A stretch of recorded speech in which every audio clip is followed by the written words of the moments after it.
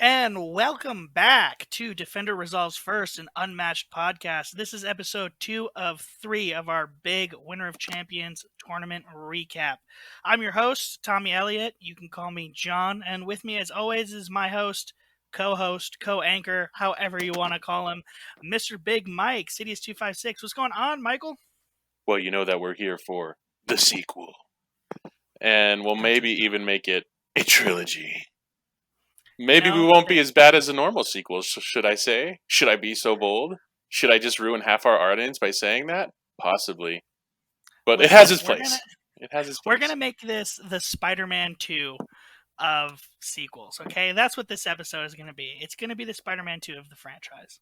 I agree. We're going to Empire Strikes Back this. And then tomorrow's episode with the tournament organizers, we're going to Revenge of the Sith it, baby. Part 3 is going to be the best of the trilogy, perhaps. Depends on how you're looking at it. I agree. I could not agree more. And you know, John, with our wonderful references to Star Wars, there's some great blades in there, don't you say? Oh, yeah. There are definitely some interesting blades. There's a dark saber recently, even, which kind of sounds a little bit like our our first guest of the night. Yeah, you would almost think that there's 113 of them, because it is our great friend, Darkblade 113. Darkblade, how are we doing this fine morning? I'm doing great. I'm loving the references. I'm a big Star Wars nerd, so I especially appreciate that one. There you go. Well, we love that. I'm gonna just show you behind me my Obi-Wan Kenobi statue that presides over all I do. That is incredible. I've got a Darth Vader one over there, but it's a ways off. I'll have to show it to you later. And for those of you who are listening, I can describe it to you. It is Obi-Wan Kenobi in his wonderful clone armor, and he presides over John and makes sure that he always has the high ground over John. It is just what he does. Yeah, man. It's what he does. General Kenobi having the high ground over me. We are super excited, both Kenobi and I, to have Darkblade 113, real name Zach, a Defender Resolves First exclusive reveal of Darkblade 113's real name. Yes, name reveal. Name reveal. So we're super excited to have Zach join us today. He's going to be the first guest on our podcast, talking to new voices in the tournament scene, folks we have not had on our podcast anyway. So maybe not new to you, but new to us. And it's been super cool just chatting with Zach before the podcast to get to know him and meet him. So thanks for joining us, man. Of course. I've really enjoyed listening to these. So I was talking to Mike in the Winner of Champions stream, and he's like, hey, you should come on. I was like, that would be amazing. And so I reached out afterwards and set it up, and yeah, glad to be here. Awesome. So, fun fact, you faced our friend Tony Bear during the tournament. Yeah. So, I don't know if this will embarrass him or not, but he doesn't listen to the podcast, so it won't matter.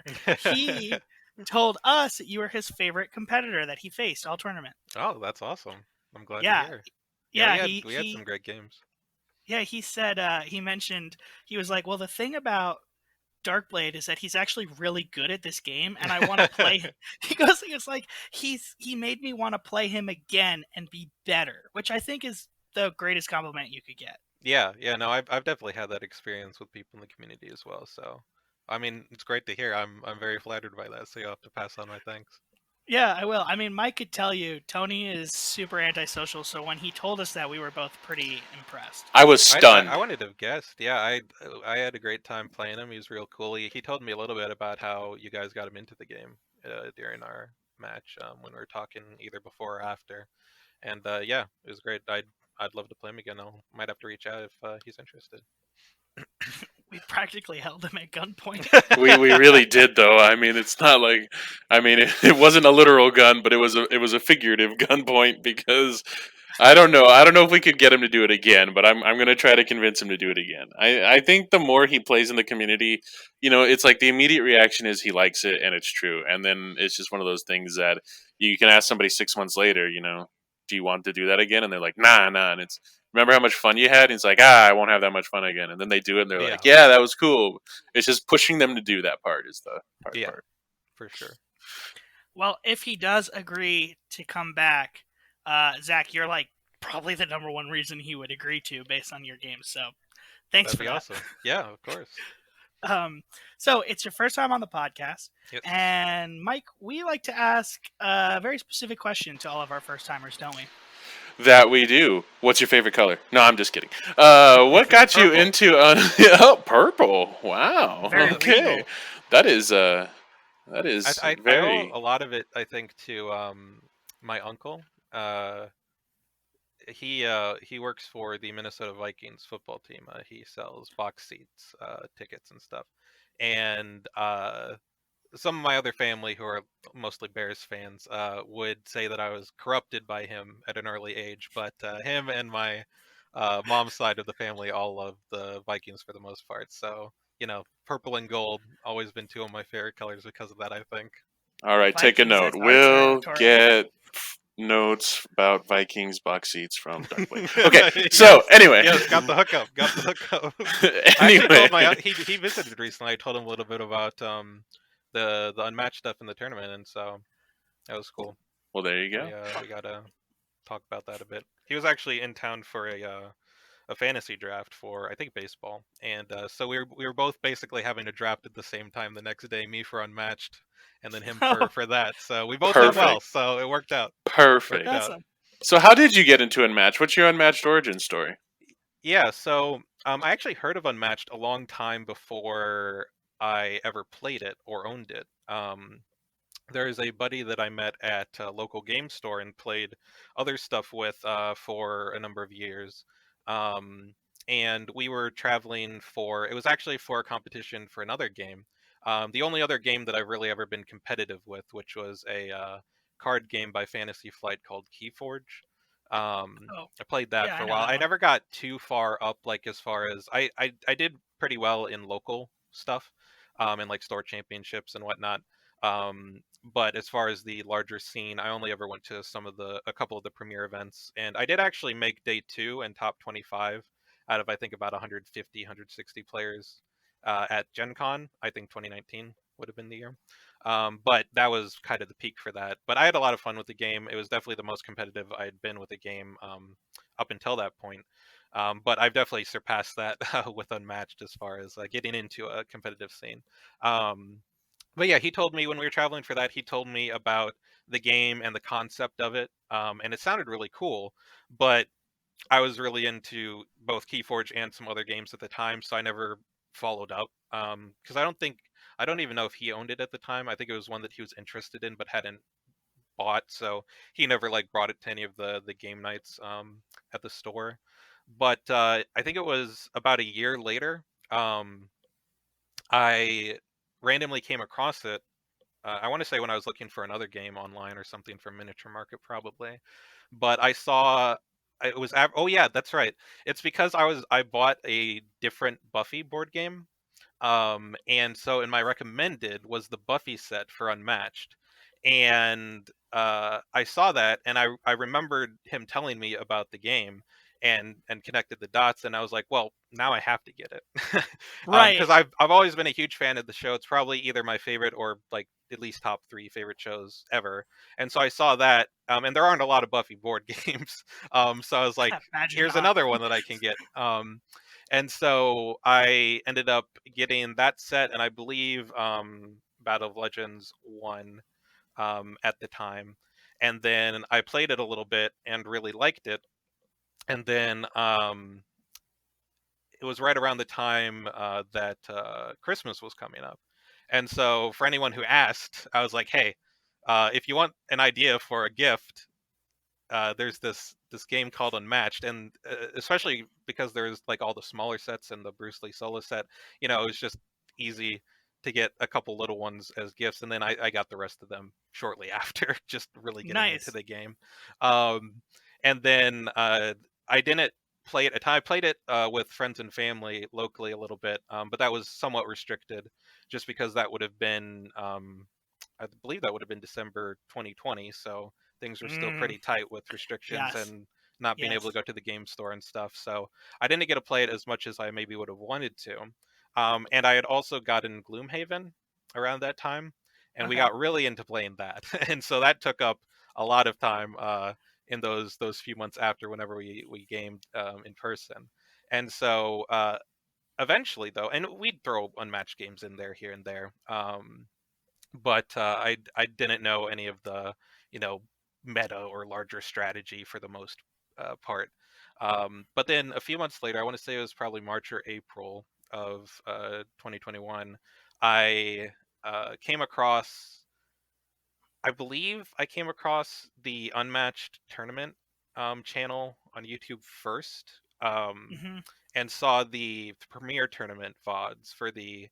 I believe I watched both of those that were up there because I think there was one for semifinals and then one for grand finals, or it might have been all big one big video. But either way, I watched that, and just from watching that and hearing like commentators talk about it and watching the higher level play, uh, taught me a lot, just based on my more casual experience with the game up until then.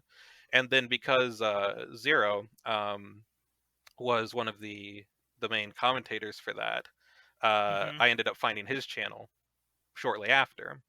And he didn't have a ton of videos at that point, I don't think, but you know, I was hooked already, and so I definitely kept an eye whenever he had new stuff, and then that kind of led me to finding the Discord server, and joining that, and all of that was all, like by the time that I started doing more of that, that was not too long before like Summer of Legends was looking to start. So I think there was maybe like a few weeks period between when I joined and was like really getting into the videos and stuff, and then the signups started. So yeah, that's kind of how I got both into the game and then into the competitive scene. And then the rest is history, huh? Exactly. Yeah. Been Well, been been super involved ever since, and despite a brief hiatus, have came back for this tourney, and probably don't plan on taking a break like I did before. Just so much new stuff, both in content and formats and the ladder, and yeah, I'm even more invested than I was back then. So yeah, really happy for sure. yeah, there's definitely a lot on the horizon. Oh yeah, Yeah, it's like if you took a break now, you'd come back and you wouldn't recognize the exactly. Yeah, scene. I think, yeah, yeah. yeah, I'd be like, what's going on? There's like a dozen new fighters.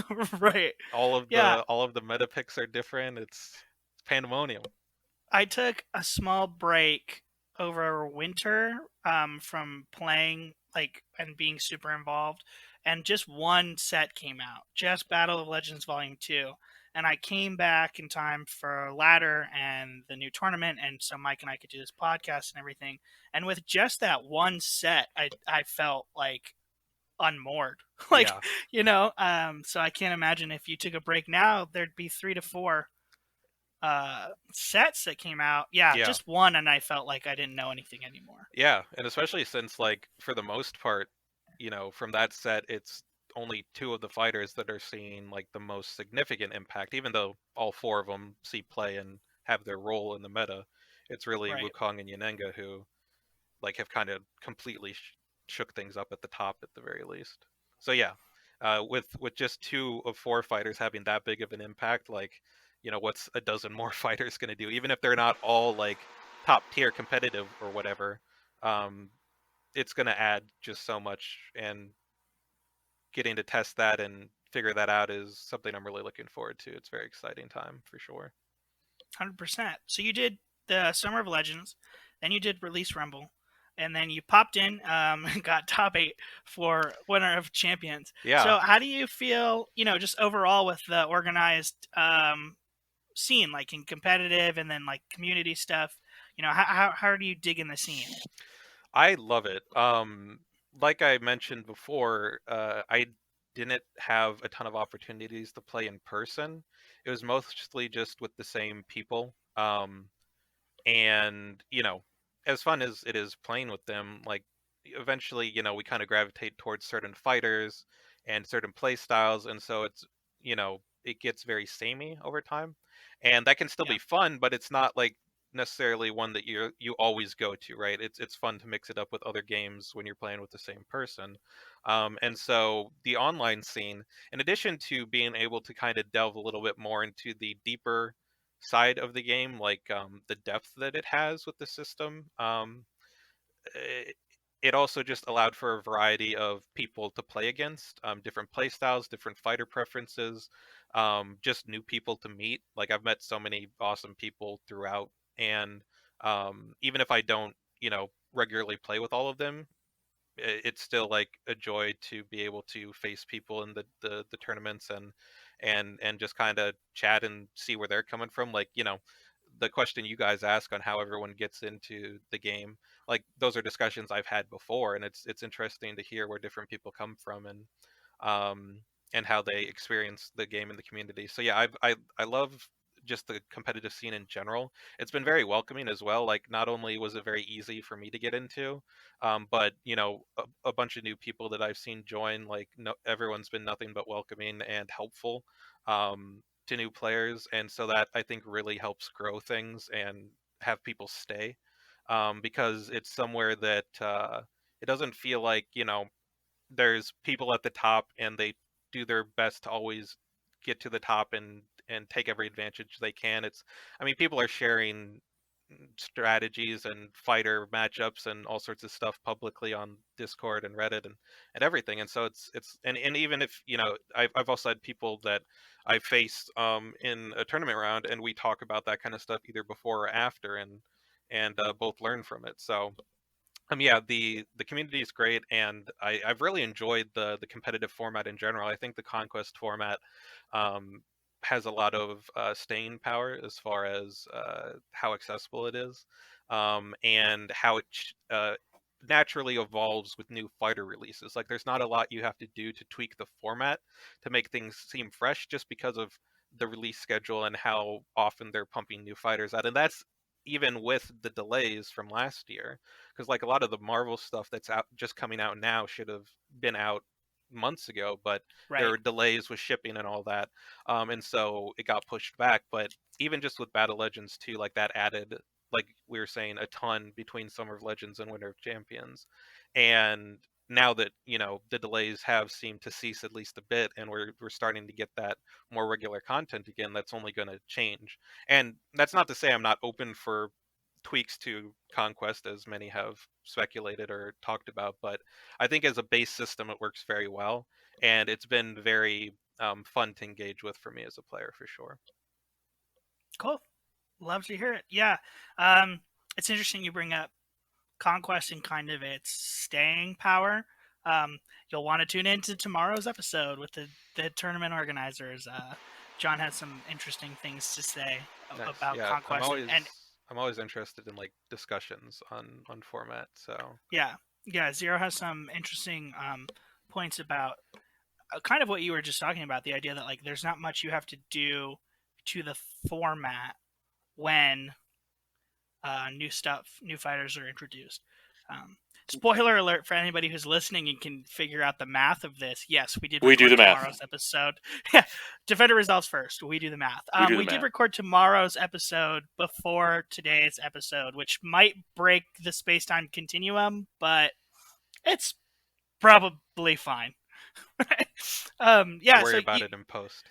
yes, yeah, we'll fix it in post.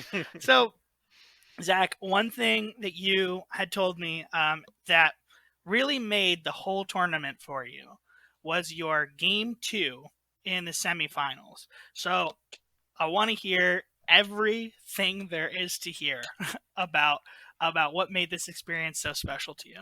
Yeah, so there are a few different factors that came together that all kind of built up to the kind of the grand finale for me for the tournament. That even though I didn't get past the semifinals, I still was very, very happy with how things shook out. Um, so I guess the first thing was I lost round one of Swiss in this tournament, um, which immediately put me at a bad spot, obviously. Yeah, like Um, right off the bat, you're on the back foot. but it was self-imposed. I picked Bloody Mary, which I don't think by itself is a mistake, and I picked her into the fighter I was going to ban, it was either Sherlock or Medusa, and Little Red, and I think she has a decent matchup into Little Red. Um, and because my opponent took Little Red, I wasn't able to, so there was part of me that was like, well, I want to counter it now. um, but also I picked her second, or my second pick, and I think I should have waited until my last pick if I was going to make that selection, because then my opponent followed it up with Beowulf, and it wasn't until I actually played the matchup that I realized how bad that one is for Mary. Um, Yeah. I didn't have much experience because I'd taken a break between Release Rumble and Winter of Champions. I hadn't been able to test many of the new fighters in matches outside of that box, and Mm-hmm. so I just didn't necessarily have in mind. I knew that Mary was out of the four, kind of on the lower end in general power, but could be really strong into certain fighters. Um, and so I wanted to play her because I really like her play style. But yeah, picking her while still having my opponent have an option to counterpick, something like Beowulf is something that I would probably avoid in the future, Sure. because the fact that Sure. he has a way to get you off of 3 cards when you're like trying to just stay away from him, as well as be able to keep you off of 3 cards if you're like sitting at 4 because he just doesn't attack you. He has more ways than the average fighter to mess with Mary because he's got those schemes that can discard when you're anywhere on the map, and so yeah, that was a hard lesson to learn. And my opponent played it really well. And we actually have played more since. He was really cool, and he actually also turned me on to the official playtesting channels, and I got to do a recent official playtesting round. So even though he beat me and my Mary pretty bad in round one, I got a great experience out of it. I met a really cool person that I've done more with, Yeah. and So it helped so me out like with that. But it did a put me in a loss, bad spot for the overall right? It tourney. was a loss in the tournament, but it sounds like a win in life. Yes, I would definitely agree with that for sure. Yeah. And so yeah, that put me on the back foot from the get go. But I had lost round two in Summer of Legends and went on to uh, win the rest of the rounds up until the final Swiss round in that. So I knew that it was still possible for me to do well, and especially after I saw that they expanded the foil prizes to top 16, I had a bit more breathing room because I could lose another round and not be out of contention for that. I would be out for top 8, but the goal really wasn't top 8 going in. It was to try to get that foil because in Summer of Legends, I lost to Joshua in the final Swiss round in game 3 by 1 health and 1 card. And so I missed out on the foil by just that tiny little bit, By that much. Missed it and by that I much. wanted to try to get it this time around. So that was the goal going in. My goal for the first tourney was to go at least 50-50 record, and I beat that goal and almost got into top 8 in that one. And then for this one, I wanted to get the foil prize, which going in I thought initially was going to be top 8, but then when I saw the discussion around expanding it, ended up being top 16 instead.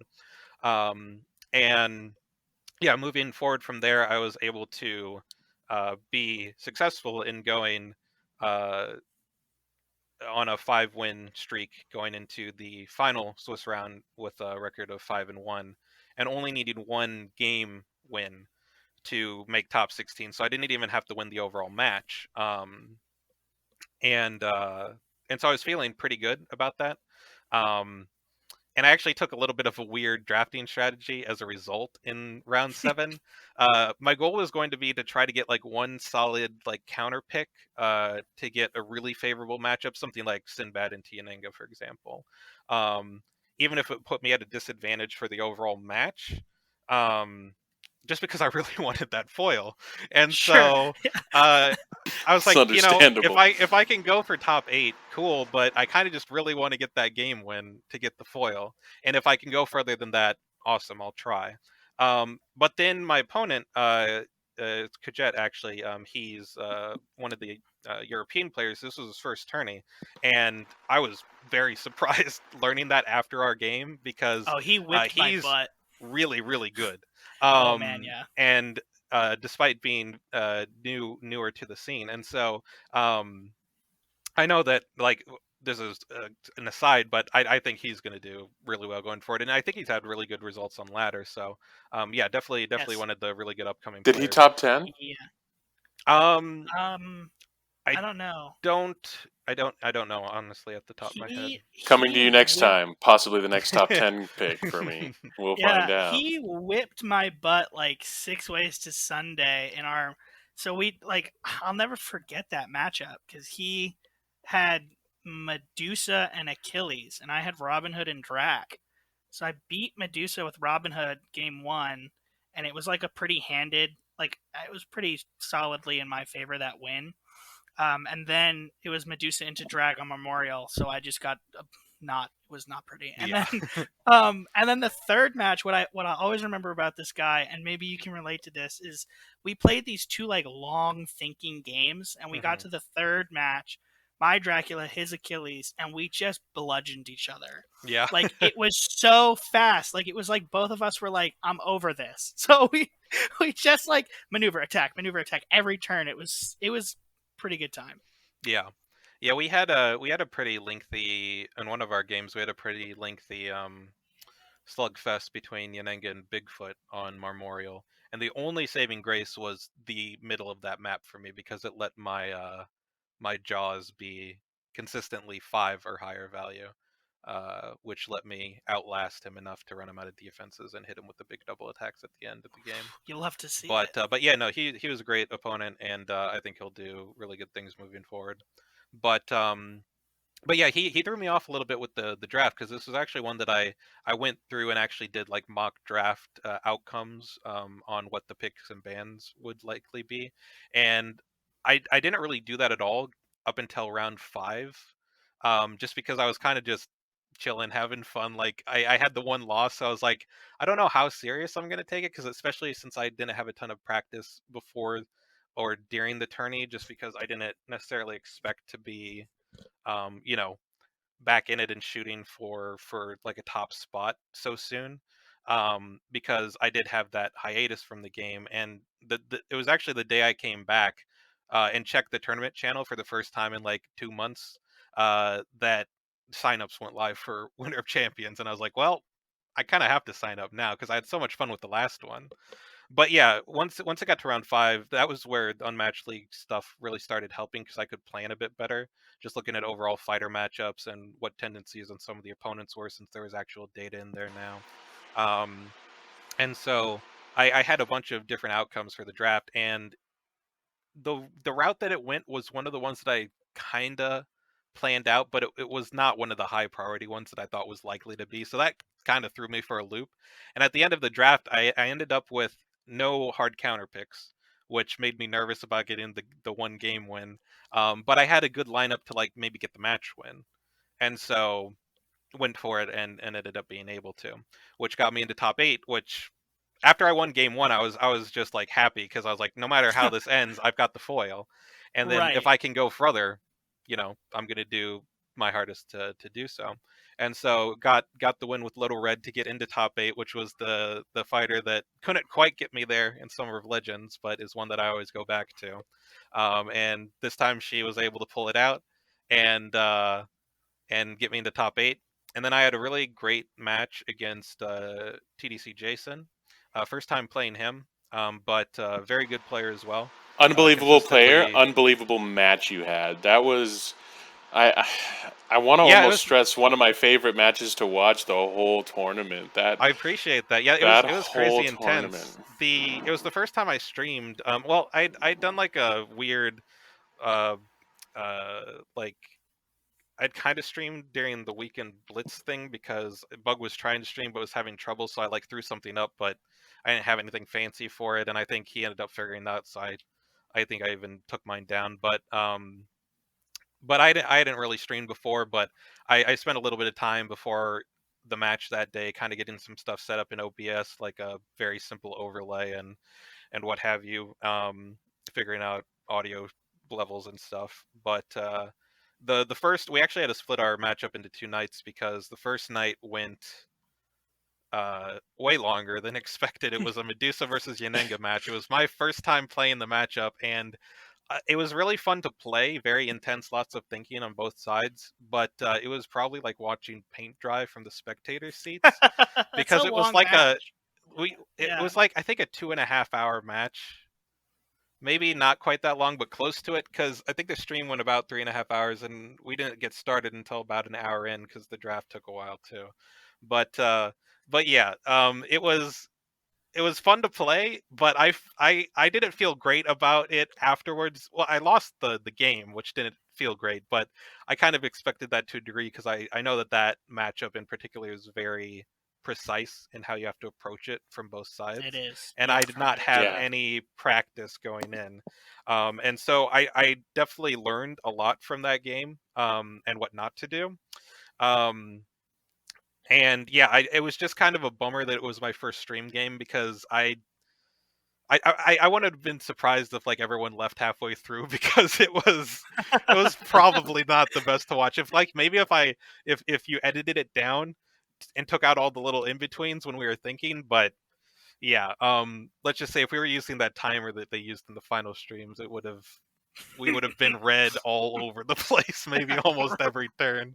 Right. But fortunately, we did the other two games the next day, and both of those put together went uh, around the same time, I think, as the first one did. So much quicker, much more Nice. intense, a lot quicker. I mean, for one of them, I was playing red against Bigfoot, which is a matchup that I've played before. I'm comfortable with red. Bro, the So it calls you wasn't. made in that, the calls It you made it in that game, I it's almost always crazy with red, like trying to figure out how to bluff and when to do so, when to not, and like when he was attacking with stuff as well, because Bigfoot has a little bit of the mind gamey stuff with regroups and what have you, and obviously so many cancels that you have to eat through as red to be able to try to get your effects off. And so yeah, that one was probably my favorite out of our match. And then the last game was Medusa versus Bigfoot, and that was also a pretty crazy one. Went back and forth quite a bit. I was in a really good spot because I was able to take out Jackalope early, but then at one point he hit me when my only defense in hand was a regroup, and so that bro. obviously evened things up a lot Yeah, that more and made was. things a lot closer at the end. Did you But read it your made it more chat? exciting.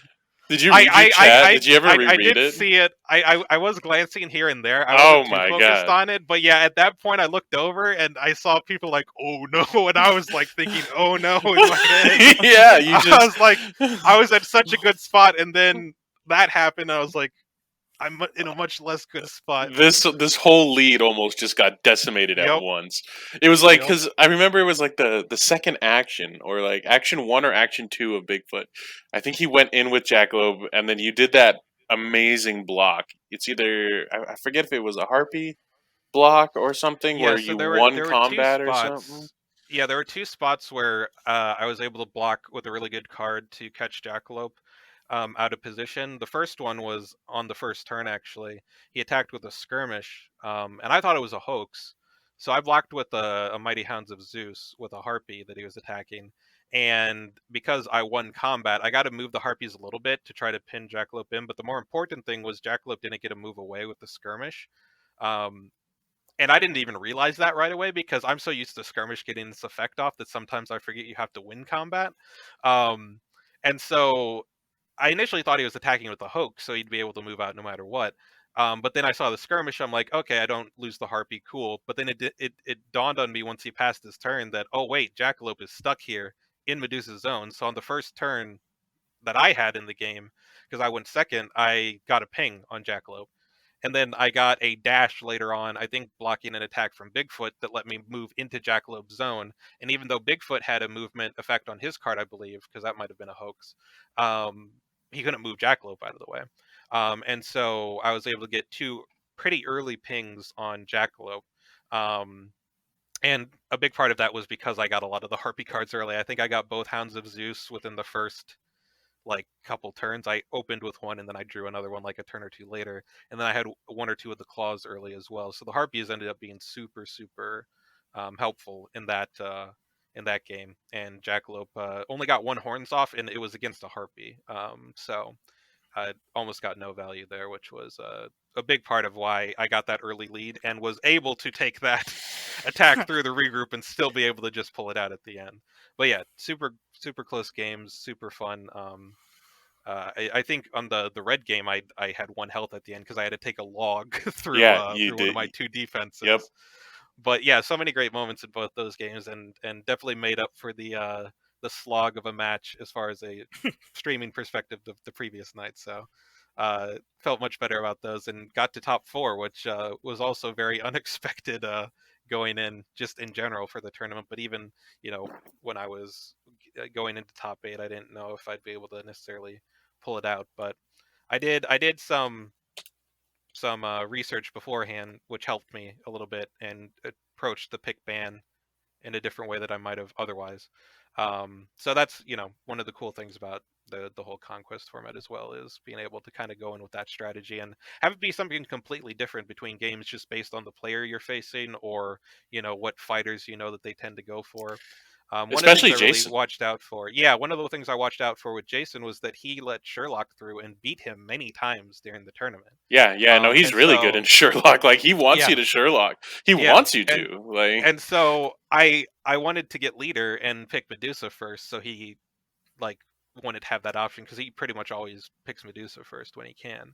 Um, and I'm not comfortable enough to not ban Sherlock yet. Maybe after more testing or more fighters come out that can do better into him. But um, I knew that if he picked Sherlock, that would just be my ban, and so I structured the rest of uh, my draft around that too. But yeah, I was able to kind of go in with that strategy, especially since I've tended towards follower more, just because of the advantages it's kind of gotten over time as more fighters come out. But in this case, it was a completely like kind of flip of that strategy, so it was interesting to see for sure. yeah. What I think also something, and this really doesn't go against Jason if you're listening. This is actually a good thing if you ask me. It's not a bad thing. Jason plays like 4 fighters. He plays the big three and Sinbad, and he doesn't care the matchup because he's probably going to win them anyway. Yeah. And the thing about League is going in, that, Yep. and then you're like, well, what am I going to do against it? The same thing could be said about Zero Skater. I mean, he plays what, Hmm. maybe 4 characters and 5. We'll say 5. Sorry, John, if I'm wrong, but just off the top of my head, you play 5, and very vanilla gameplay. And I'm going to win. This is my win condition. And what are you going to do about it? And that's how Yep. Jason is too.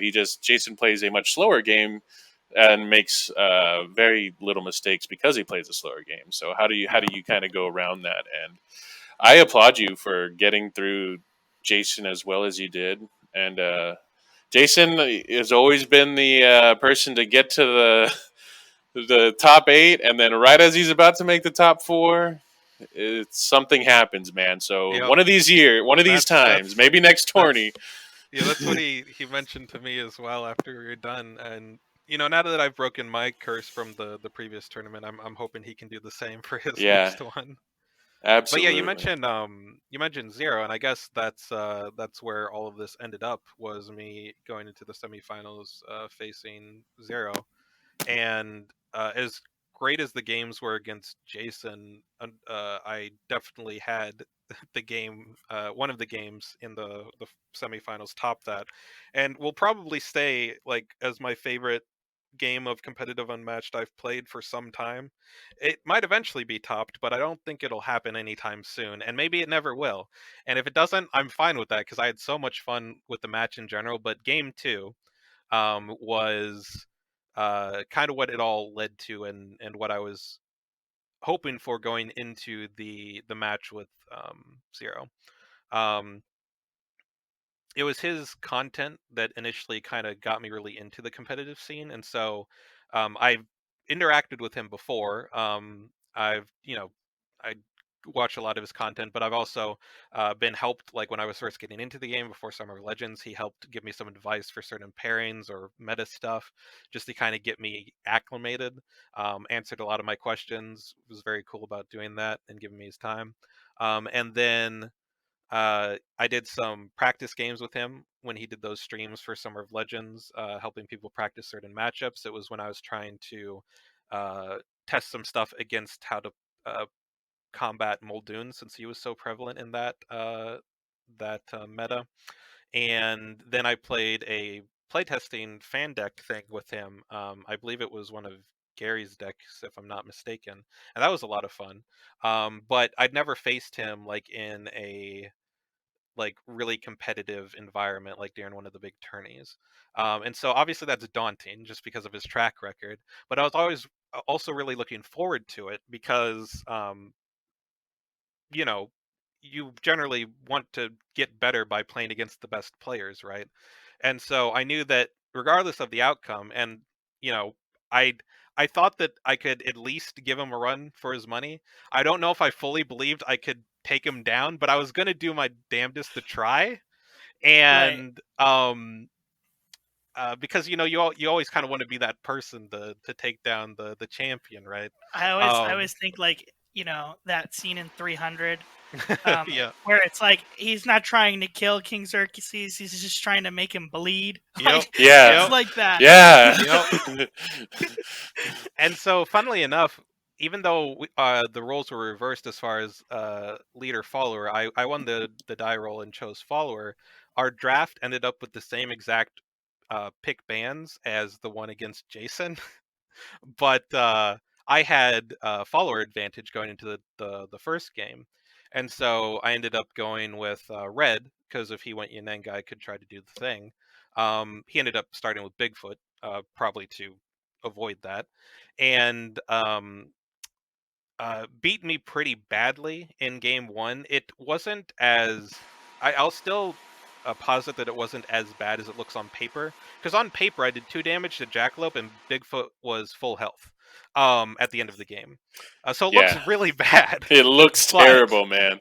I there was saw like the three or game. four, yeah, there were 3 or 4 mind games that I tried to pull as red, and I don't know if Zero's just a mind reader, or he it probably helped that he saw a little bit of my game from against Jason in the top 8, just because there were a few moments I tried similar things, but I generally try to mix it up as red. So I think he just did a really good job of taking some risks and calling things correctly, which is what you have to do in a lot of those situations.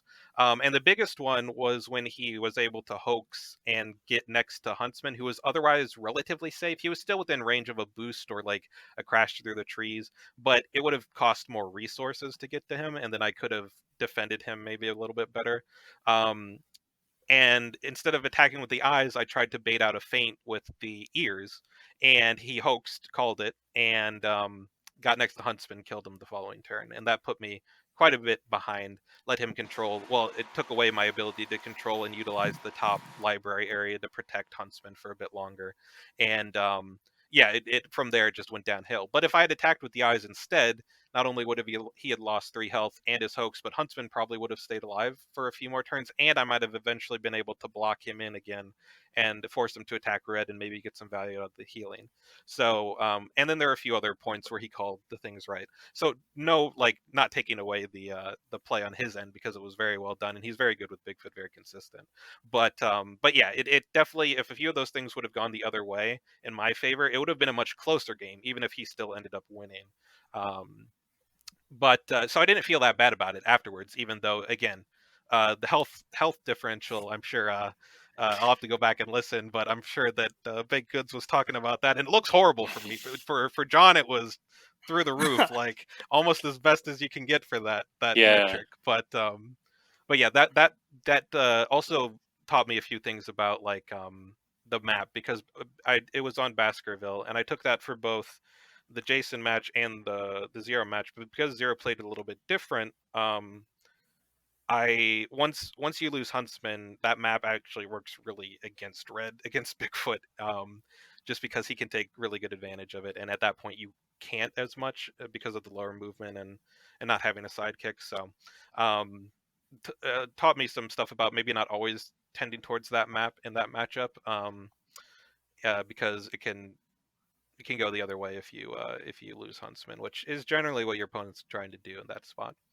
Um, so yeah, going into game two, I knew that I would get the match or the main matchup that I wanted, which was my Little Red versus Zero's Yanenga.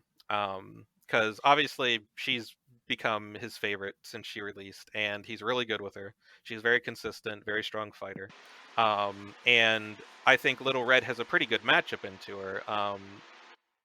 If you can pull off the thing, then I think it becomes decently red favored. But if you don't, then I think it's a pretty even matchup, and there's a lot of interesting back and forths just because red is pretty much guaranteed to get all of her effects off. But Yanenga does have a little bit of disruption with some of the discard stuff, especially shield formation, messing up your active attack. Like you always have to keep that in mind and be like, if I am attacking when Yanenga is missing at least one of her archers, I should probably have another symbol in my hand of what the effect I'm trying to get, because if shield formation happens, you don't want to give them back the archer and you don't want to lose the symbol. So in order to have both of those be um, fulfilled, you have to have the extra symbols, and that can really be taxing because already with red you can be really pressed on symbols if you get a bad draw order, or just if you're trying to maximize your use of them. Like losing cards is never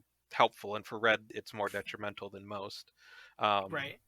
and so, but going in, I didn't want to try to steal his Yanenga like some had tried to do, because I really wanted that matchup with our two favorite fighters fighting him on this, this big stage, and just see if I could pull out a win. I really wanted to beat him with red, especially against his Yanenga. I wanted to take him to a game 3 just because, not many people did take him to a game 3 throughout the tournament. And that was my goal. But if I could just get that matchup and have it be a really fun back and forth game, that was going to be also satisfactory for me. And it ended up being way crazier than I ever could have imagined. Like, I was having to think about stuff in that game that I've never thought of before as red, and I've played her a lot, both in competitive and casual. And so the fact that there were so many like little positioning things and weird combos with how to use my cards and how they interact with Yanenga's kit, like it was a lot, and some of that probably doesn't even necessarily come through when watching it. But from my perspective, like it was just a lot of different stuff, both for mind games as well as trying to figure out how to deal with all of the stuff that Yanenga can do.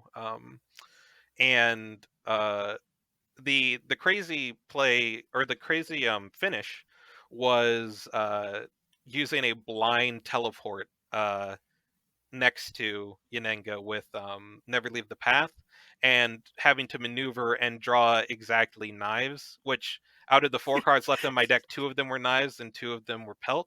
So I had a 50-50 to win the game on the spot, because if I drew knives, I would teleport because I had pelt already from the previous turn.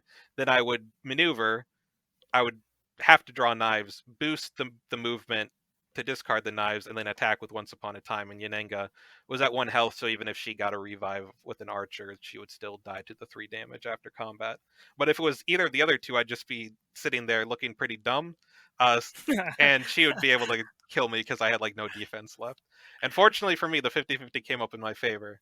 And that would have been the craziest like circumstance I've ever had with red if it wasn't for earlier in the game where I attacked with a Once Upon a Time with Wolfsbane in the basket, because I wanted him to block with a shield formation, and he Nice. did, because he didn't have any archers and he hadn't used either of the shield formations, and he'd gone through a decent number of cards, had quite a few cards in hand, so I figured it was likely he had one.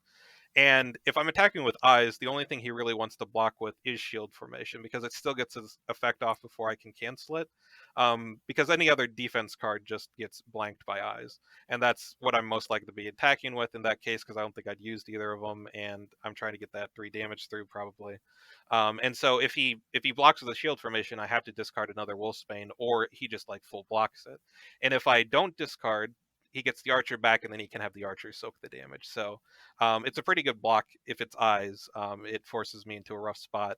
Um, but yeah, he was. I don't think I mean, I wouldn't have expected it, and he definitely wasn't expecting the Once Upon a Time to flip. And then me have a throwaway knives to discard and get the 3 auto damage while also negating his revive from his archer. So that being able to pull off that play, like I saw it, I thought about it for a bit. I'm like, this is really risky, but if it pays off, it's huge. Yeah. But and my thought was, if he thinks it's eyes and he doesn't have shield formation, he probably lets the attack go through.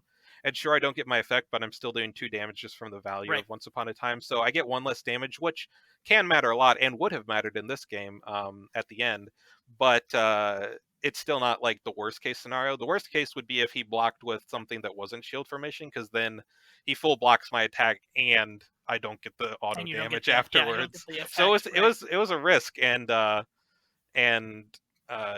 went for it, and yeah, it paid off. And being able to even just momentarily catch Zero off guard in a match, I think Yeah. is an accomplishment in itself. So I mean, I kudos. was No, happy that's with how super it turned cool. out, and being able to pull out the win in that match, or that game rather, was awesome as well. And yeah, the third game was Medusa versus Yen again. He had map pick. He picked a really good map for himself. He picked Sunnydale and was able to pin me in very early, and put me in a really rough spot. And yeah, he just kept me on the back foot the whole time, and I couldn't use my versatiles to run him out of defense and try to confirm a gaze at the end. And I eventually just ran out of defense and died. And he's very experienced with that matchup. I knew it probably wasn't going to go great for me going into it, and he Right. definitely proved that. Fortunately, I was able to get damage through, but I don't ever know if I was like in a favorable position in that game, because he just had such a good start, and controlled the map very, very well. And so I learned a lot from that game too. I think I performed better than my first Yen Medusa game. Um, at least not taking as long to play through it. Sure. And then I also learned a lot about the matchup from that game, in addition to the stuff I had learned from the top 8 game. So yeah, the match overall was great, but yeah, after the red game, really whatever happened would have been fine by me, because it was kind of my dream matchup going into the face off against him. And so being able to get that and then also pull out not only the win but some crazy plays during it was a lot of fun. So Yes, sir. yeah. Yeah. That's awesome, man. Well, I'm super glad you came on to talk to us about it, because like that's the dream right there. Oh yeah. Yeah, I mean, it's just so rewarding because the whole narrative of it, the whole story, right? Like joining the competitive scene because of Zero, right? And then him practicing with you in the first tournament, coming up, you have that one goal in mind, just getting top 16, and then getting top 4. And then, you've surpassed your goal, you've gotten your foil, and then getting to kind of go back to that earlier reference, make God bleed in a sense. It's pretty Yes. cool. No, absolutely. Have So, any idea what you want to get for your foil? Oh, it's Little Red 100%. yeah. It I didn't know what card it was for a while, because they just hadn't like announced some of the more recent fighters, um, and what their foils were. But yeah, I mean, it was almost certainly going to be red regardless of what card it was, but I was really hoping it would be the eyes, because it just makes the most sense to me with the petals being the foil part of the card. Plus it's my favorite card art of hers, and I think just one of the best card arts in general in the game. I might be a bit biased, but um, I think it would Nothing make wrong the with that. perfect foil card. And so um, if it was that one, there was no question. But even if it wasn't that one, it was still very likely going to be her. And when I saw it was actually, I think, in one of the top 8 streams that I was tuning into, people were talking about some of the foil stuff, and someone let me know that it actually had been like officially revealed, because I think there was a couple other ways to get the foil. There's like a incentive for one of the Dice Tower Kickstarters, Yeah. and then there's also a special promo pack you can get, but only in Australia. That comes with the foil cards for Sure. the Red and Beowulf set. Yeah. Comes with a foil for each of them, and yeah, between those two things, it had been confirmed that it was the eyes. And so as soon as I saw that, I'm like, well, that just seals the deal. Yeah. Um, Decision made for you. yeah, and that would have been the one I went for if I had made it in Summer of Legends. So being able to make my way all the way back through this tournament and place high enough to get that foil, it really wasn't going to be any competition with any of the other fighters. No arguments here. No arguments here. If I could pick Cool, man. Willow, it would be Willow, but no licensed fighter foils, so got to go with Red, There you go. my second favorite. You hate to see it. Yeah. Hate to see it. Well, Zach, I mean, do you have anything else that you'd like to add to our listeners? I mean, we're super grateful that you came on. It was a great tale. I know everybody will be appreciative, so I just want to turn it over to you just in case you've got anything else. Yeah, I mean, nothing too specific. Mostly just looking forward to the future and what that brings for the scene and the community. Obviously, a lot of new sets coming out. Still haven't played a ton with the Marvel stuff, so I want to start getting going on that. I've played a little bit of each set, but only like one or two games. A lot of really cool cards and abilities in a lot of the Marvel fighters. So I'm interested to see how they'll interact with the larger cast. Right. Other than that, like the ladder is something that now that the tournament's over, I'm sure I'll start doing a lot more.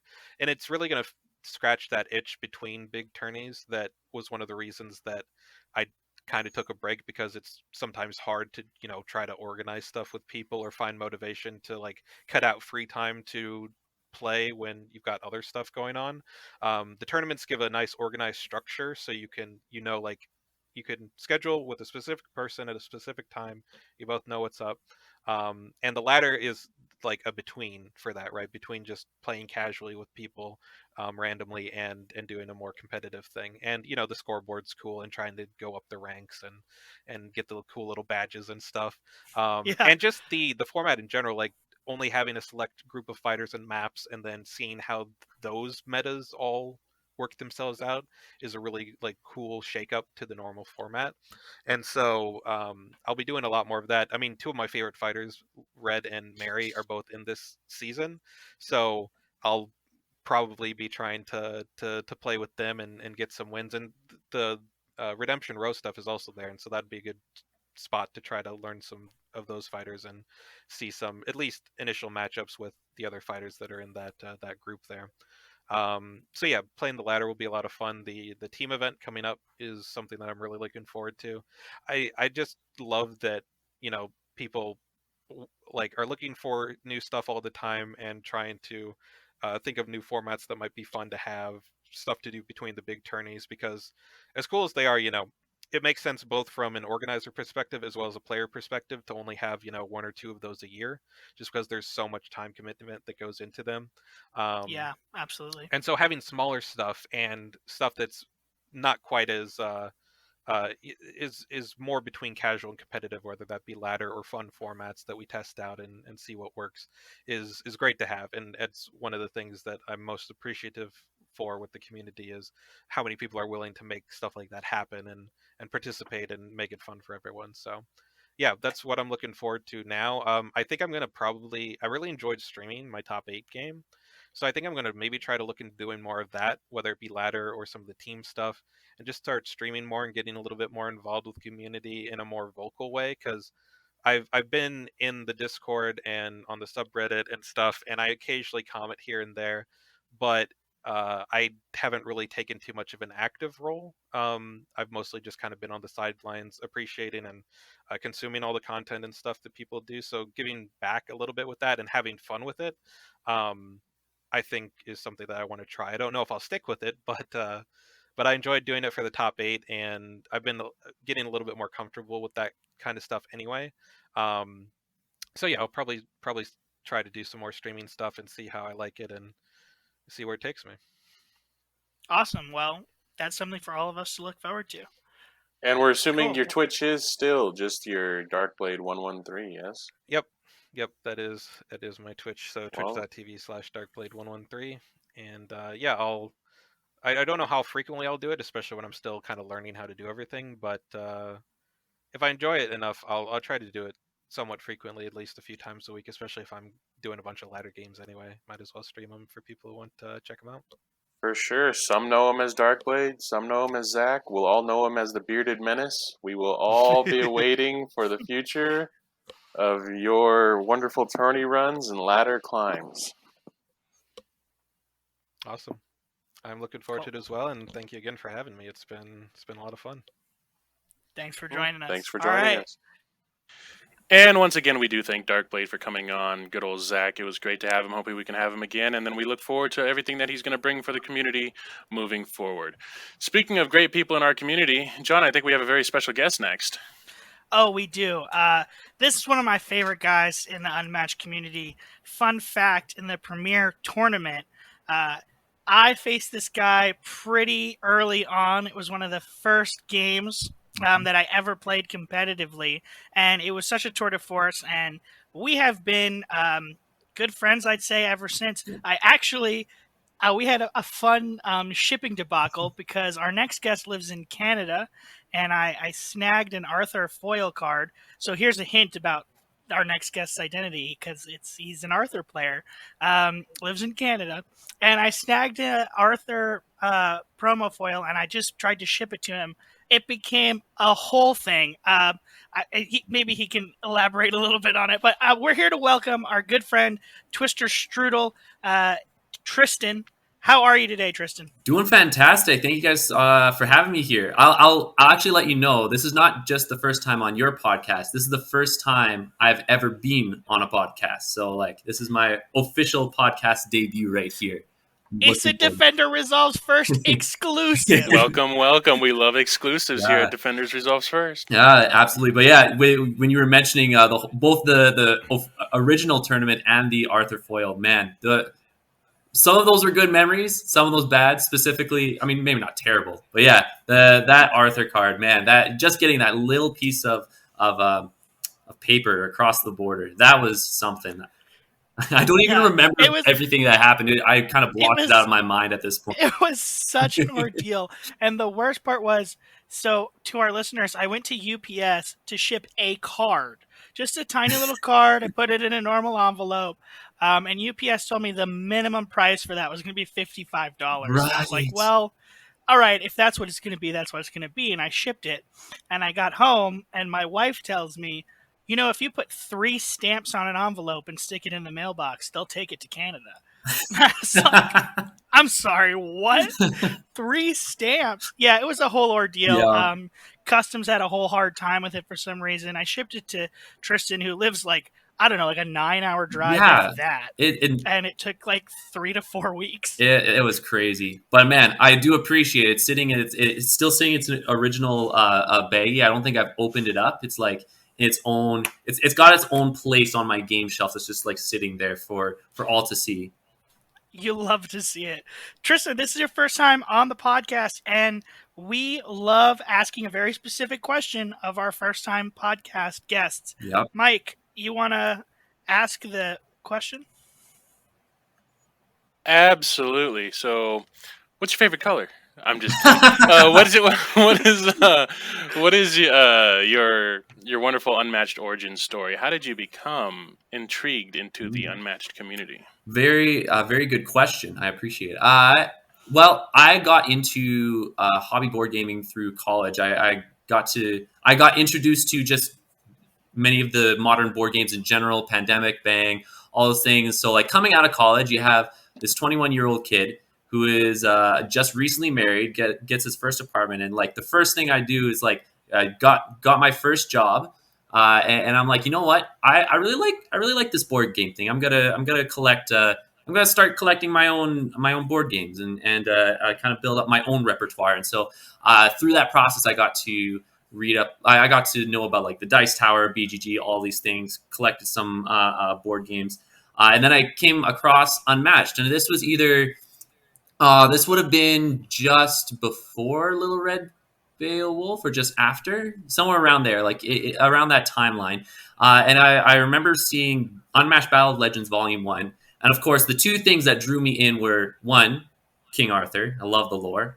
Right. And then just the stellar art.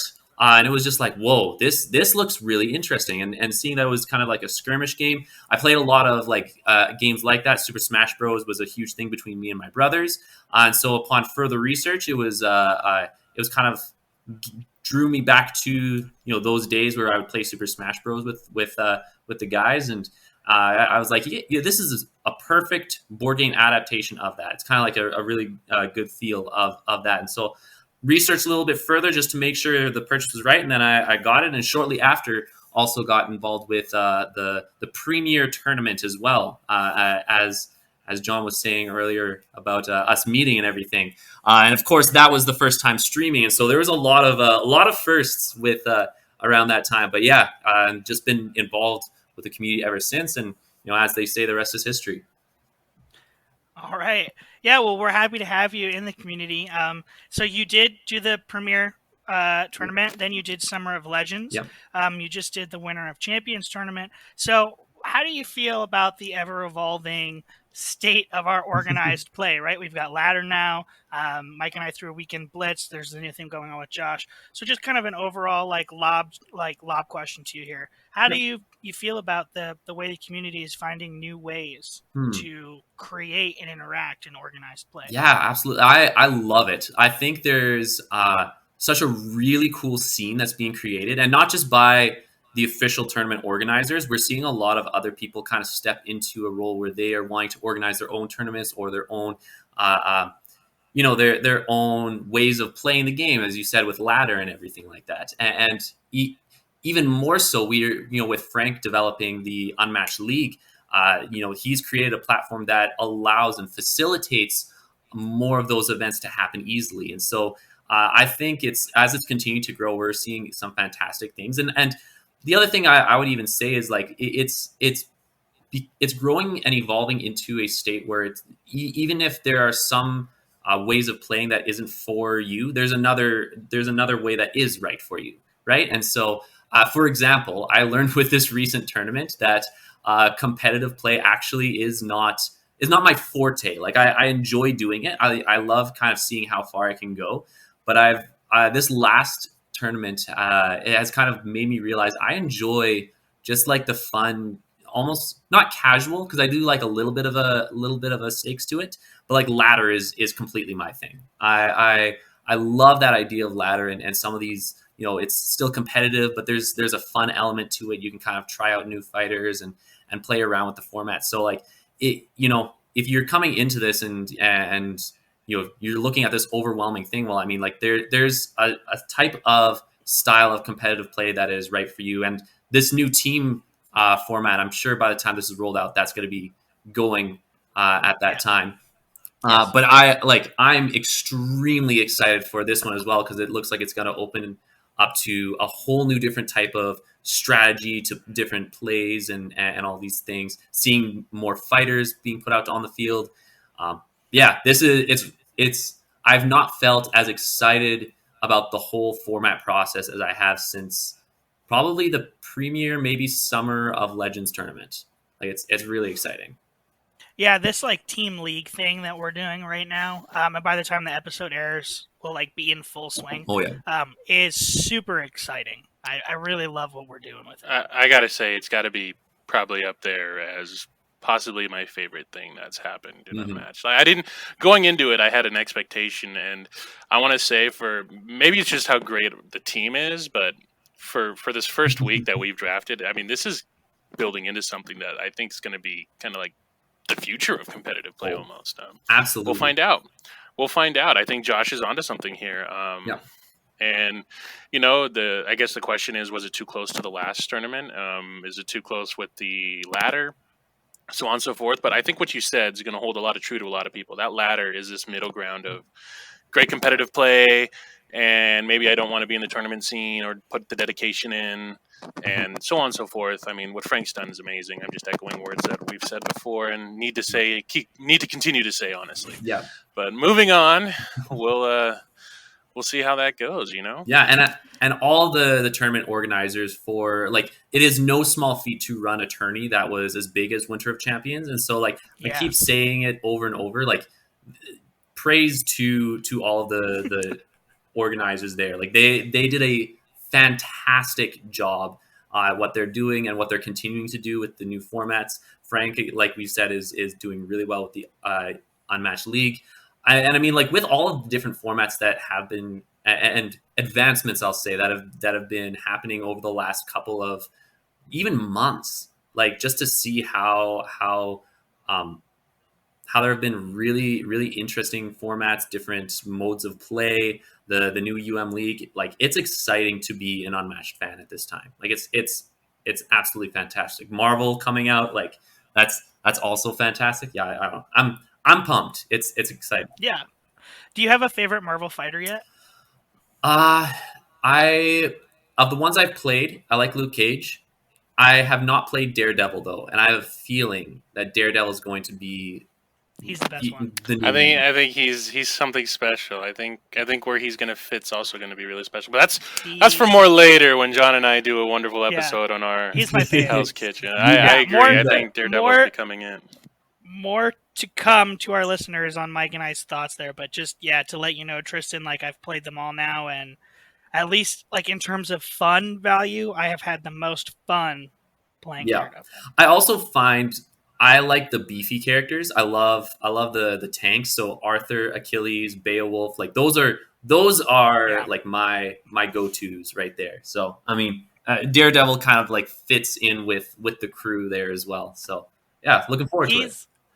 Yeah, I won't say too much, but he's a lot of fun. He's like those guys, but he offers some like alternative modes of, I don't know. Well, I don't want to spoil it for you. Yeah, You'll get to play it. I think you'll like him.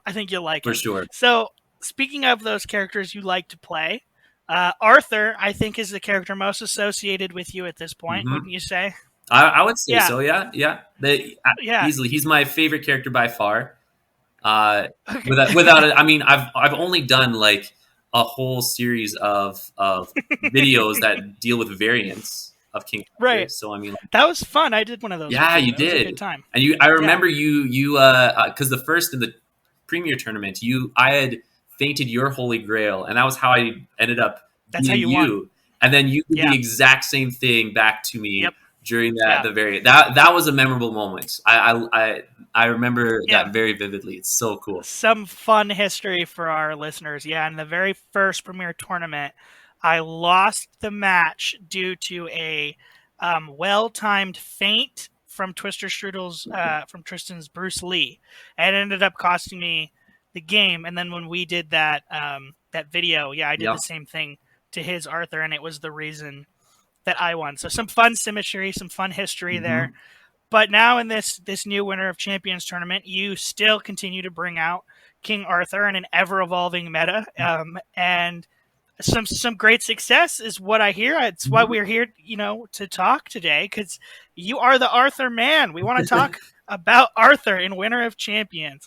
So let's hear it. What's going on? Well, a little fun fact, and this is probably going to be, not to. I'm gonna, pump my chest a little bit out here. That's why you're here. But since in both Summer of Legends and Winter of Champions, every time I've taken out King Arthur, I have not dropped a game with him. So really, yeah, I think granted, it's not been a lot. Like I haven't taken him every game, but every time I have taken him, I think it's been 3 or 4 rounds in total that I've taken him into a set, and I don't believe I've dropped one single game with him in a competitive setting yet. So that is a pretty impressive stat there. Little fun fact, and I guarantee that's it's probably going to change now if I ever bring it. Now that I've said that, I've jinxed it for the future. Well, you've spoken it into the universe. So. Yeah. But no, I really enjoy playing Arthur, and in this recent Winter of Champions, there is one specific round against Where's Walleye, where I had pulled him out. It was a good one. Where's Walleye is fantastic competitor. Had a lot of fun games with him, but the specific matchup I guess we're alluding to there was the Arthur Achilles matchup.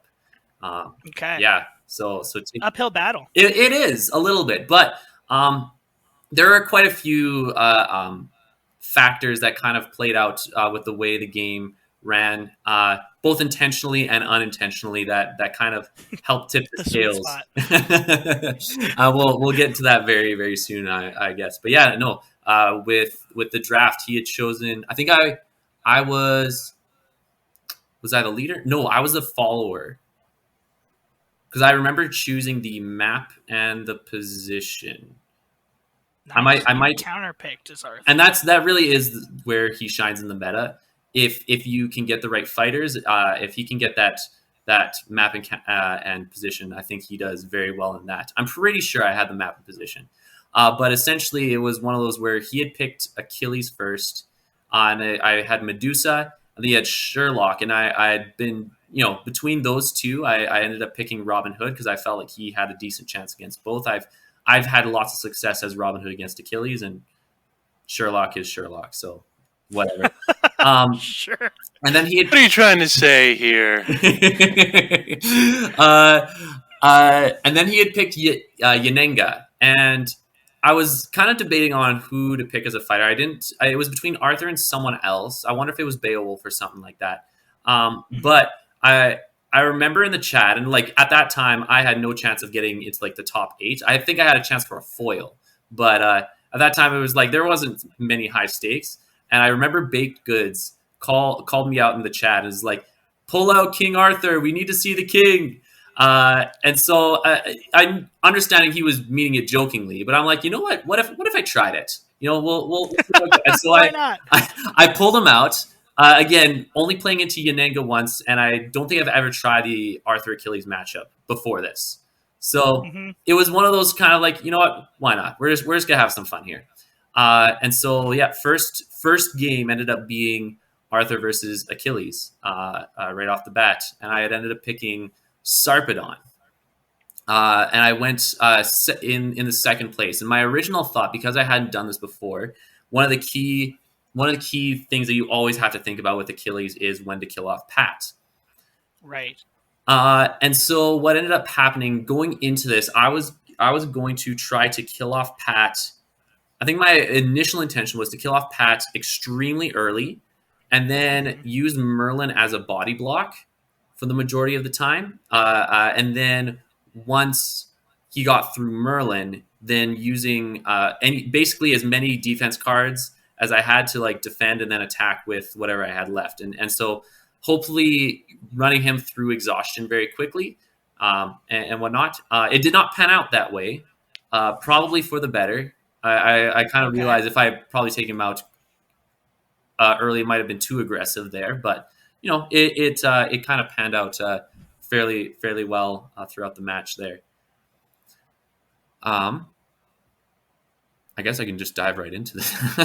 Yeah, absolutely. Well. Let's hear it. So yeah, Sarpedon.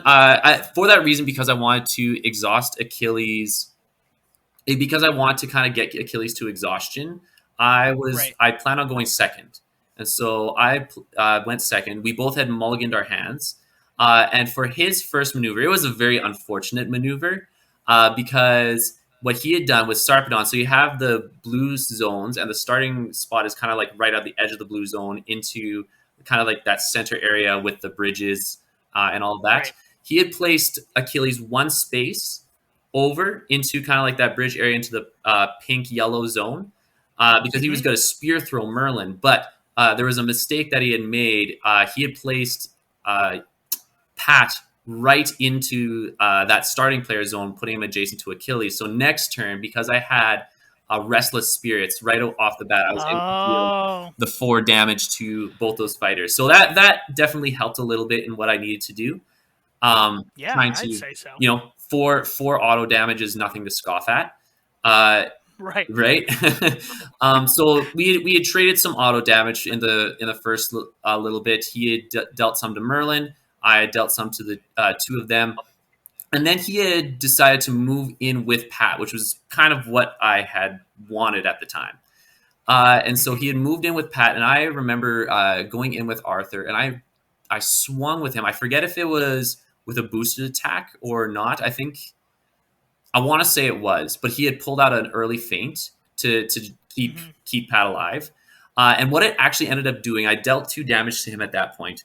But what I realized, and this is where the unintentional thing happened, is I put him at 2 health right off the bat after the first 2 rounds. And what that did was that he could no longer fully utilize his Pat cards. And so, which was a huge part, because if he has those Pat cards, he had not used any before this. He might have used one to try and hit Merlin. But he would have had at minimum 3 left, and with 2 of them being the 2 auto damage ones, and one of them being the momentous shift one if he damages himself, basically that sort of effect. With it being those 2, he cannot utilize all those effects fully if he wants to stay alive, right? Right. And so that had already negated a good amount of auto damage, which in hindsight was key. He did retreat, so my original plan of getting him out early was sort of foiled, and he had gotten another very early spear throw to Merlin. So Merlin was at 3 damage. I had gotten his pat to 2, and then so yeah, we kind of had some a couple brawls between Arthur and Achilles shortly after. Both of our sidekicks were kind of at the edges of the map. I kind of kept Merlin in the red zone on the ship, and he kind of kept a Pat on land, kind of out of range. And so we were able to swap. And actually, one of the combats, I'm kind of looking at my notes here, and I remember there was one. I had Excalibur very early on, and I had swung with Excalibur and a Bewilderment into an Achilles heel, which ended up being huge. Yeah. Yeah, so dealing 4 damage, and of course he had another feint the next time, but again because he used 2 feints earlier on, he ended up. That meant he only had 1 feint left in his entire deck, and we were not even a third of the way in the round. So you could boost all game. So huh? yeah, exactly. So then my game plan sort of had shifted into okay. I actually don't necessarily care too much about Merlin at this point. I can use his cards.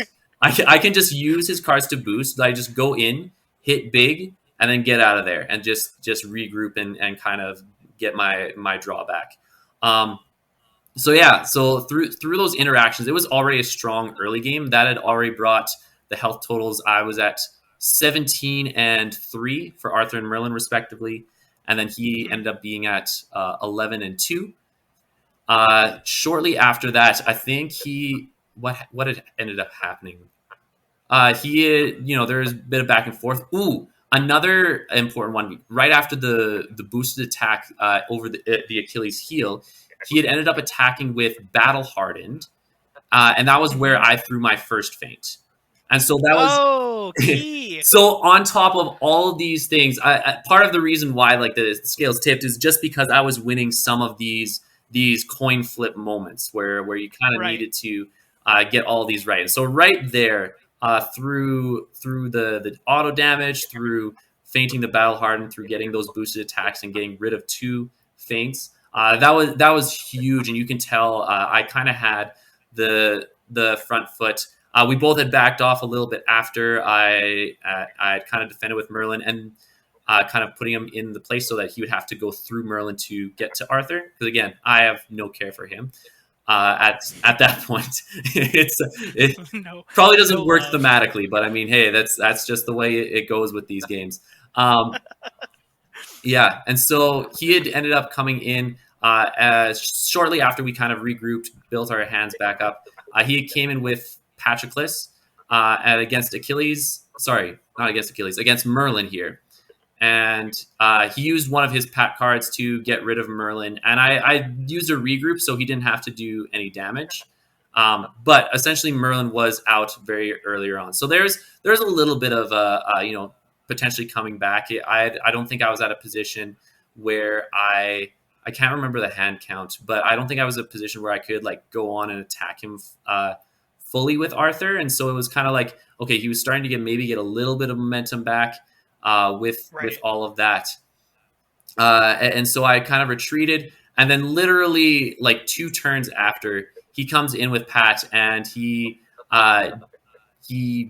attacks Arthur, and I don't defend, and it's his momentous attack. And so rather than, and I think this was another potential mistake on his part, because rather than keeping Pat alive and potentially making the game go a little bit longer and potentially using him as a meat shield, because I was planning on hitting him afterwards, so I would have wasted an entire turn plus some resources on my part. He had instead decided to go for the 5 straight damage and kill off Pat as well. Wow, okay. There are probably other factors, but I think that was one thing where he probably could have improved, like in that specific regard. Granted, take that with a grain of salt, because I'm no expert per se on all things Unmatched. I'm no Zero Skater here, but sure. Yeah, to Among so Us. he had ended up boosting it. So it was just Arthur and Angry Achilles. So Arthur at 12, Achilles at 10, and of course we have the 2 random discards. I ended up pulling a Wily Fighting, which was okay. It was okay, and then his double attack, which I was glad to see that. So Yeah, absolutely. You got to pull that. right, and so essentially at that point, he had 3 cards in hand, and it was literally just go in, hit him, and especially if I had an effect that allowed me to move out, just Move out. get out of there, because that way he can't double attack me on one turn and build up his hand. And so right in next turn, I ended up going in with a boosted Swift Strike with a Noble Sacrifice over yet another Achilles heel. So that Oh, was huge. so that was a 6 over a 4, gaining yet another action, and the returning or the following action, I ended up attacking again, and it was with we both played a skirmish. So normally it would be, if both people play a skirmish, defense wins. But I boosted this with another Noble Sacrifice, so that was already Oh man. that was another 6 damage on Achilles, or 5 or 6. I think he was at 5 and I was at 12 there. And so again, I was able to move out of the way and get rid of a great deal of his 4 value defenses. And because he had 3 cards after the discard, I was able to bring him down to 1 card. So again, just keeping that the foot on the gas pedal and just hitting hard, Yeah. with Arthur getting that damage in was huge. And so I was able to kind of back off. And for him, again, there's not much you can do to try and defend against it. I mean, you can try and regroup with some I think he retreated and kind of built up his hand. We both kind of did, obviously, because I was spent 4 Yeah, you cards just on spent 4 cards. yes, 4 cards on 2 attacks. But essentially, yeah, it was definitely with the different health differential, myself at 12 and him at 5 at that time. It was kind of just kind of maneuvering around. I was trying to position myself, because one of the keys I think with King Arthur is, because he moves so slow, you want to position yourself in the middle of the map, especially when you have the advantage with the health that allows you to do that. It's kind of like I remember reading on a Board Game Geek post once where it's kind of like a boxing ring where Arthur is not the fastest. He can't necessarily, his strength is not walking circles around his opponents, but his strength is being able to take that stance in the middle ground and just kind of let the opponents come to him, or be in a position where he can move out just a little bit and hit hard, come back to the center, right? And so I think that positioning, trying to position myself there. But I mean, at that point when Achilles came in, I was looking at this. He had hit with another double attack, which again I had feinted. That was the second feint there. So again, a lot of these coin flips that just kind of didn't go in the right way, and then that kind of led to the very last action where, then the last play of the game was because he was adjacent. I had hit him with another skirmish that was boosted, but it was feinted, so that was still 2 damage, bringing him down to 3, and then just pulling out Excalibur, retrieving that with Lady of the Lake, and kind of ending it there. So, it ended up being relatively quick, I would say. Like it's especially for a competitive game like that, but right. It was exhilarating nonetheless. And I mean, with King Arthur, I think in that specific matchup, it is all about getting those wins, especially going over his 4 values, because once you get past that, he doesn't have a whole lot left to defend with, or at least nothing that's that major, right? And so, that kind of gives you a bit of a quick synopsis of how the matchup went for that tournament game. And then I ended up taking on his Achilles with Robin Hood, and like I said, I had success with that in the past, and this was no different. I think with Robin Hood, you just attack and use his ability to stay behind the archers, and of course never let him double attack. I mean, it's a fairly simple strategy if you can position it right. But it was a fun round overall. Of course, Whereas while I apologize, I forget your actual name there, but he was a fantastic opponent, just like everyone I've met so far in the Unmatched community. And yeah, we had a fun time. It was really good. Man, you love to see it. That is a riveting tale, and I'm so glad you came on to talk about it. Yeah. Arthur, I like Arthur a lot, but I don't have the confidence you do anymore to bring him out in competitive play. Gone are the halcyon days of my Arthur Excalibur swinging, so I'm glad you carry that mantle. Well, I remember when we were doing the Premier tournament where you were the one who was taking Arthur into like every match, and every match. And I remember because I was on the fence about doing that, and I remember after taking you on with that match, I remember in essence almost carrying that mantle, because I think I took Arthur into every other match just like in honor of you there, John. Yeah. So it's like, yeah, he's a lot of fun to play, and he's I wish the meta had was a little bit like, because he could have his place in the meta, and I think it's very close to being if there were like maybe a couple tweaks, he would definitely have a potential place, but it's like he's just below that threshold, and there's definitely some fighters that are just above that threshold too, right? And so it's a little bit rough. You don't get to see him a whole lot in competitive play. I don't pull him out in a format like this unless I know I have fighters that do well, that he can do well against. But it's that's the thing. We're here to have a fun time, and being able to pull out Arthur and have this great story, win or lose, like that's what I love most about Unmatched is just being able to play some fun matchups, have some dynamic games, and you get to experience some really, really good, solid gameplay all around the community. And so, yeah, it was a lot of fun. Well, it's working out for you, right? If you're bringing Arthur out, and every time you do, you win. That's so far. Caveat. Cool. Well, Tristan, man, thanks for coming on the podcast. We're super glad to have you. We're especially excited that we're your first podcast. Yeah. So, I just want to give you an opportunity now to tell our listeners where they can find you. Where can they watch your streamed games? Where can they see your edited content? Absolutely. So you can find me both on YouTube and on Twitch at TwisterStrudel. Very, very, very simple. There's nothing crazy complicated about that. Just search up TwisterStrudel on either YouTube or Twitch, and you'll find me there.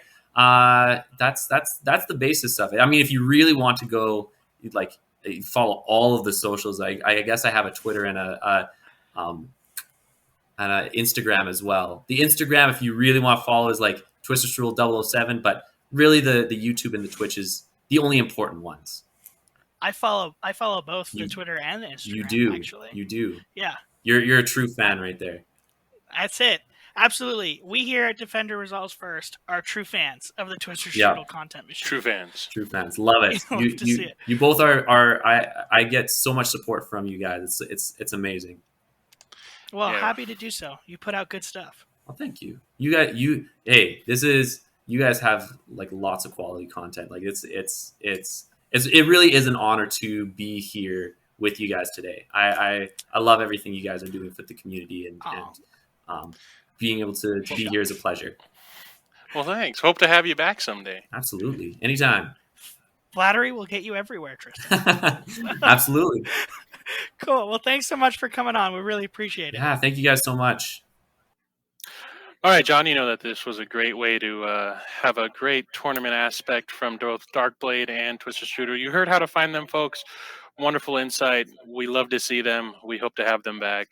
We hope you loved hearing about them. What else you got for us, John? Well, I mean, a really solid, great interview. Was really happy to have both of them on. I think that this episode was a slam dunk. Certainly no need to continue it and talk to anybody else. Whoa. Are you guys ending the episode right here?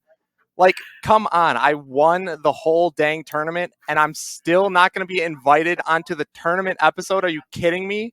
What do I got to do to get invited onto the podcast? No Oh my extravagance. goodness. It looks like, ladies and gentlemen, our podcast is once again being hijacked by the one and only Zero Skater 12, John.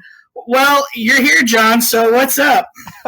I just heard you guys were doing another podcast and about the tournament, the Winner of Champions tournament that I won, by the way, and I get no invite, so you tell me what's up. Oh, really? You won it? I hadn't heard. Surprise. Well, I Yeah, guess. geez. Yeah, well, I guess we should interview the undefeated winner of Winner of Champions. Well, John, it's your second seasonal tournament win in a row. How do you feel about that? Yeah, that it is. I mean, obviously, I'm pretty happy to win it, but I gotta say, honestly, I was really hoping that somebody would take me down this time, and especially when I found out I was going up against Chad in the grand finals. As many of you may know, I mean, me and Chad were big practice partners throughout the event. And so if anybody was going to beat me, I wanted it to be him, like the apprentice becomes the master kind of thing. But sadly, it didn't go that way, but he still played really well. The whole event was great. And I guess I just have an even bigger target on my back for the next one. Yeah, we talked with Chad yesterday, and he spoke quite a bit about his desire to take you down. So, real excited for you to hear that episode because it's pretty much half of the episode is our recurring guests discussing their insatiable need to beat you in the next tournament. You love to Or see insane it. amount of practice that you need to get into beating you, and then not. Yeah. So, I mean, it's great. I think that you're in the competitive scene because, not to make you sound terrible or anything. So I hope it doesn't come across that way. But I think it's healthy for the meta to kind of have a boogeyman like you, if you know what I mean. The boogeyman. Yeah, like the Baba Yaga of Unmatched. You know what I mean? Yeah, right. No, it's healthy. I think for the community to have that. It's good. It gives like a very laid out goal. The goal is to beat you. I think that it's great. Yeah, though, you say that I am the boogeyman of the meta, but not too long ago I was playing, Invisible Man, who is far from meta. Right. Oh, no. Yeah, absolutely. It just so happened to be that for Winner of Champions, I picked up Yanenga and, discovered she was the best fighter in the game. So that was just an off chance kind of thing. Well, Darkblade had a lot of fun beating your Yanenga with his little red. You can hear all about that when the episode drops. But boy, oh boy, was that a highlight! Yeah, for him. Can't wait. I can't wait to hear it. That was an awesome game. Yeah, I mean, it sounded really great. We got the full scoop. We got the full laydown. It sounded awesome. So, what do you think is your future in the competitive scene now that you've won these two? You know that people are going to be gunning for you, right? You have a bigger target on your back than ever. And you've just expressed a desire to lose. So what do you think that looks like for you in the future? Yeah, I mean, it's tough. I don't know this for sure, but I imagine there's some people out there who maybe think it's a little unfair that, one of the TOs now has won 2 of the major tournaments. And maybe they think I shouldn't be playing in them. So if I think a lot of people felt that way, I would be okay stepping down. But at least from what I've heard on the Discord, and obviously that might just be the vocal minority, but it sounds like you're right. People want to take me down. They want to be the one to take me down. And if I don't play, I've heard some people say that it wouldn't feel as deserved of a win if they were to win a tournament that I wasn't playing in. So, I would hate to impact people like that in a negative way. So I guess I might be forced into playing regardless of whether I want to or not. I'm happy to take a break after the tournament for sure, because it definitely can burn you out after a while. So for now, I'm just happy, taking a little bit of a break, playing some games for fun, nothing serious. But I know when the next tournament rolls around, I'm going to want to play, because that's the whole part of the reason I started the tournament scene to begin with, was because I loved the game, I loved playing, and I wanted people to compete with. So I know that, competitive urge is going to come back when the time for the next tournament rolls around, and I'm probably going to want to play, and I think people probably want me to play. So we'll see. It's still kind of up in the air, but I think I'm leaning towards playing as long as that's what the community wants. Yeah, I mean, 2 seasonal tournament wins is not enough to retire on, good sir. You've got to keep playing. Tom Brady didn't retire. Come on, man. What are you doing? Yeah, I got to go for the three-peat. Yeah, don't even bring that talk into here. It's too early. The tournament scene has only existed it's not even been a year and a half yet. I mean, this is still a relatively young scene. You can't bow out just yet. The man or woman who's gonna come along and beat you might not have even picked up Unmatched from Barnes & Noble or whatever local game shop yet. They're waiting in the wings. Yeah, that's very true. We keep seeing these newer players like Caesar was one of them. He made top 4 in Winter of Champions, and he was a first-timer in the Release Rumble tournament, and so is Chad. So we've seen a lot of new players do really, really well, and so, yeah, you're right. That might be the case, and we're just going to have to wait and see, but I'm really looking forward to it. Well, I'm going to speak on behalf of everybody and say rigged. TO shouldn't be winning. This is rigged. Yes, I'm sure there's some people that share your sentiment there. Obviously, I'm sure you're kidding, but I don't know. It might be a real concern for some people, but oh well. I think the majority that's not the case, and I really just want to do whatever is best for the community to grow it and keep developing the scene, because like you said, it's still early. We're only a year into this thing, and who knows where it's going to go in the future. Yeah, absolutely. Mike, do you have anything to add while we've got John here, who so graciously decided to stop by? Well, he's hijacked our podcast. Might as well just hijack my tagline as an outro. Oh, of course. Yeah, folks, defender resolves first. I suppose you'll love to see it. Thanks for stopping by.